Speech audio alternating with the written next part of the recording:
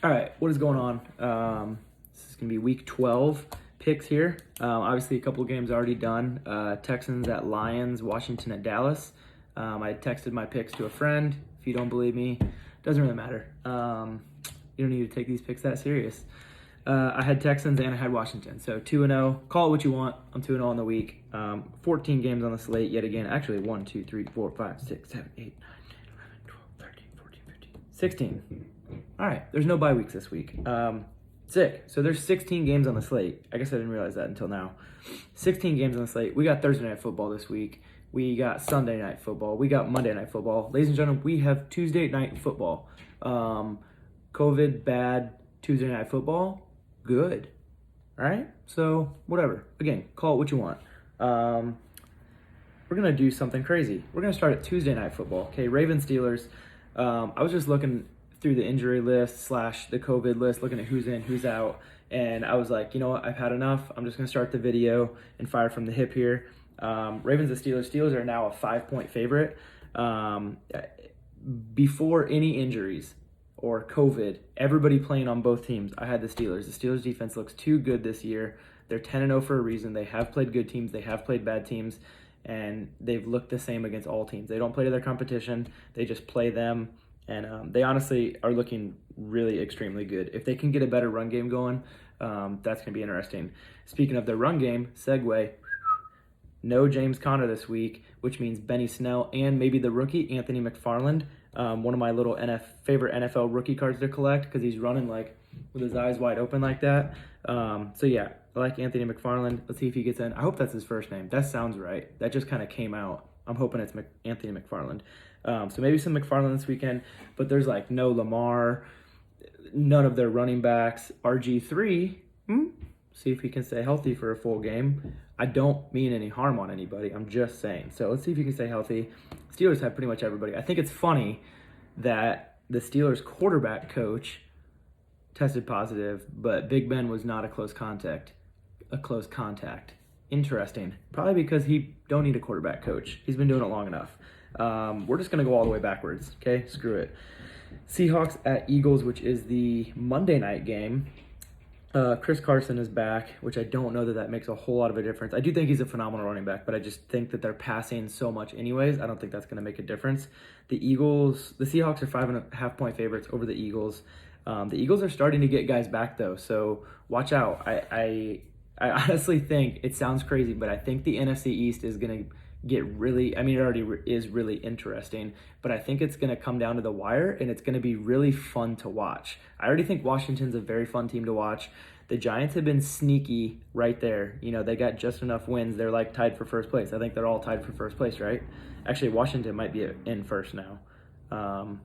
Somebody fact check me. But yeah, Eagles are getting everybody healthy again. If Carson Wentz can just pull his head out of his butt for 3 plays in a row, they'd be good. Stop growling. But I got the Seahawks over the Eagles in that one.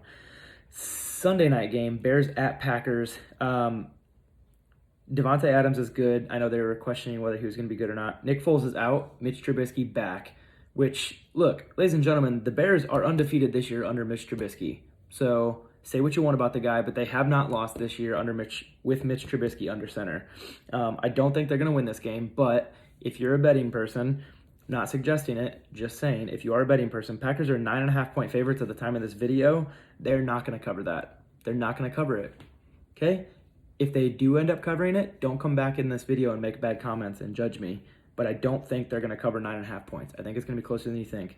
And if you want to get real frisky, this is looking way ahead, but I'm taking Bears-Broncos in a 2-team parlay. We'll get to the Broncos in a minute, but I'm taking Bears-Broncos in a 2-team parlay. I'm sure if I lay like $1 on it, it's going to pay out $200 or something stupid. Whatever. Packers over the Bears. This would be now Sunday afternoon. I haven't even circled a winner yet on my sheet. Chiefs at Bucks. Chiefs 3.5-point favorites. As far as I know, this is a full healthy game. Both teams. Everybody should be there. Including who knows who the Bucs running back is going to be this week, Fournette or Ronald Jones. They don't know. Every series it's a question. Bruce Arians is like, look, both of you guys go out there and we'll just see what happens.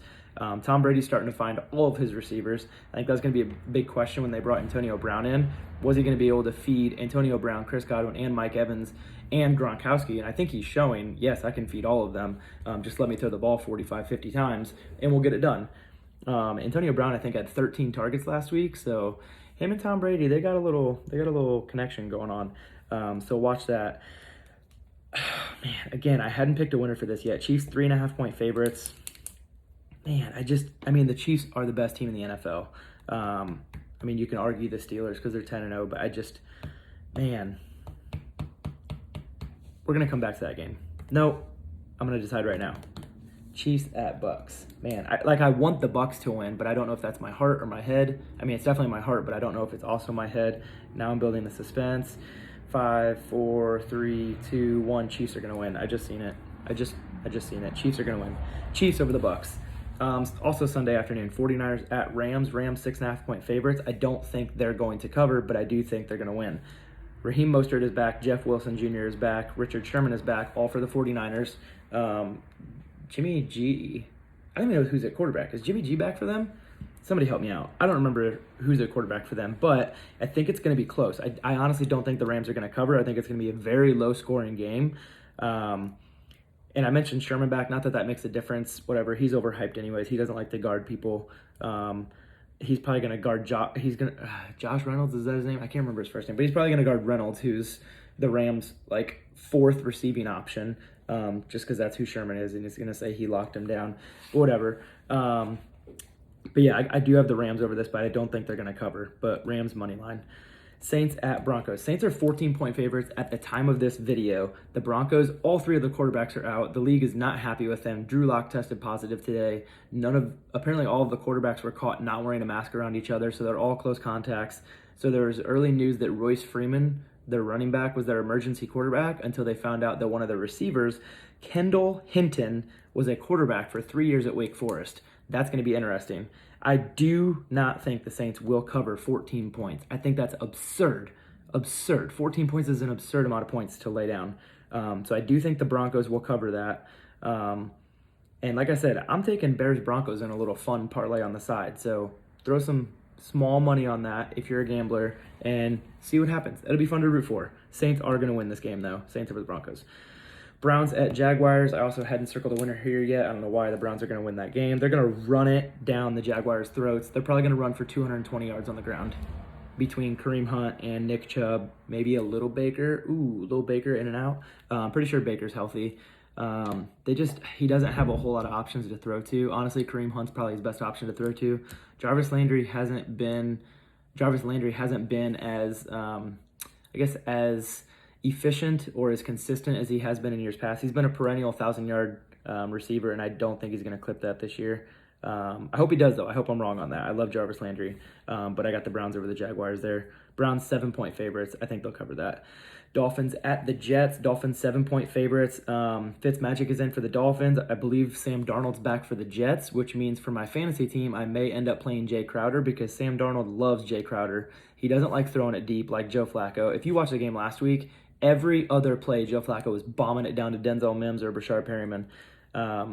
Whereas Jay Crowder's like, hey, I'm right underneath. Let me get a catch. No, he got 3 targets. I think the Dolphins are going to win this game. I think it could get interesting with Darnold back now, though. He is a decent quarterback. I think he's probably a better quarterback than Flacco. Who knows? But it's Fitzmagic. Come on. Also, Ahmed is out.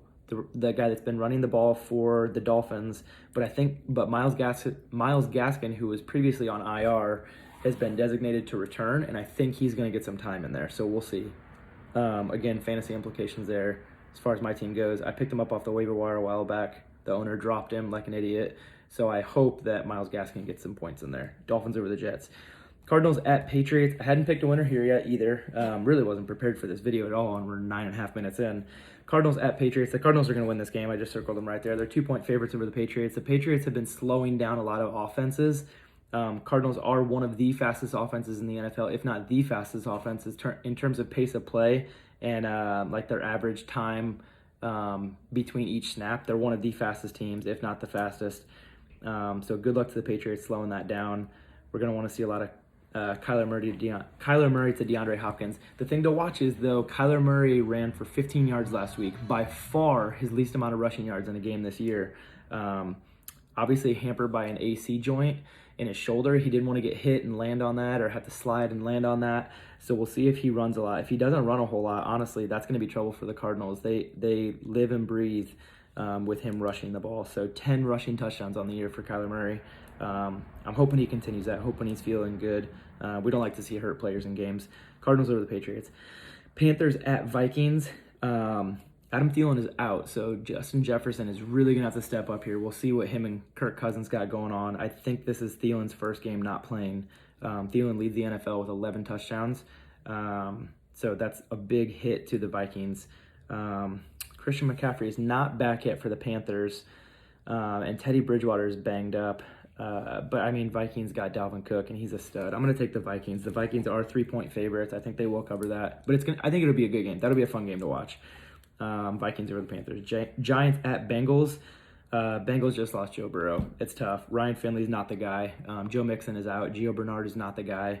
So Giants are going to win this one. Danny Dimes looking healthy. Sterling Shepard, Darius Slayton, Golden Tate. He's got all his weapons. And I think the Giants are going to look good here. Giants over the Bengals. Chargers at Bills. Austin Eckler back, which pisses me off because I traded him away. Tony, if you're watching this, I love you, but I hate you. Austin Eckler back. Herbie's vibing. Justin Herbert, that is. Herbie is vibing. Him and Keenan Allen are just two peas in a pod. Him and Mike Williams, another pea in that pod. Hunter Henry, he's like a pea in another pod, but they're on the same branch. I got the Chargers over the Bills in this one, even though the Bills are a 4.5-point favorite. There's no John Brown for the Bills.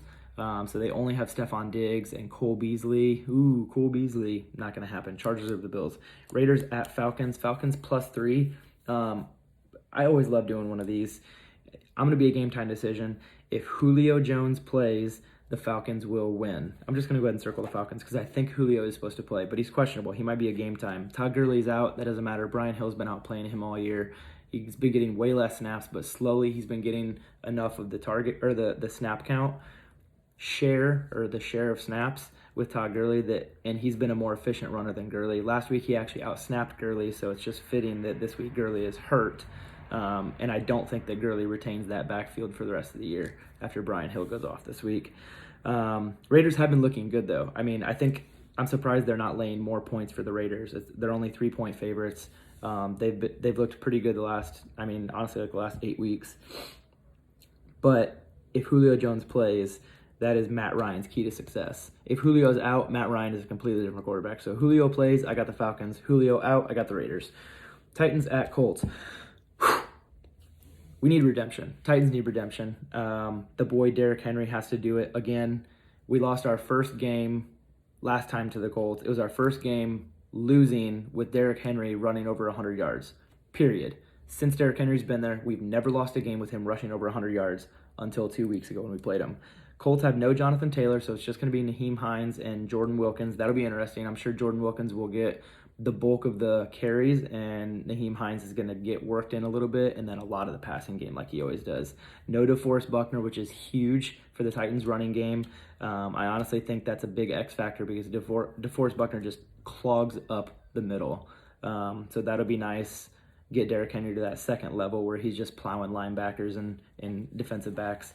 And they got other guys that are out as well. The Colts do on defense, which is huge because that's their moneymakers, their defense. So I got the Titans over the Colts here. Obviously, I pick the Titans every week, but I give you good reason. I'm not just blindly picking them. The boys are going to take down the Colts.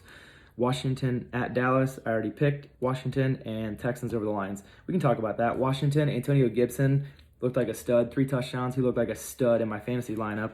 Dallas did not look good. Talked to a friend of mine, Weeze. If you're watching, I'm sorry, man. I told you Andy Dalton was going to get embarrassed on Thanksgiving in Dallas. How could you expect anything else? Texans at Lions. Will Fuller embarrassed the Lions by himself. And that was pretty much it. I went 8-6 last week. Honestly, not happy with it. I'm not satisfied. I need to do better this week. 16 games. There's a lot of potential. Okay, I'm 2-0 so far. I could end up 2-14. We'll see. I'm not gonna make any predictions on what I'm gonna go this week. 8-6 last week. 95, 64, and 1 overall. Do with that information what you will. And happy Sunday.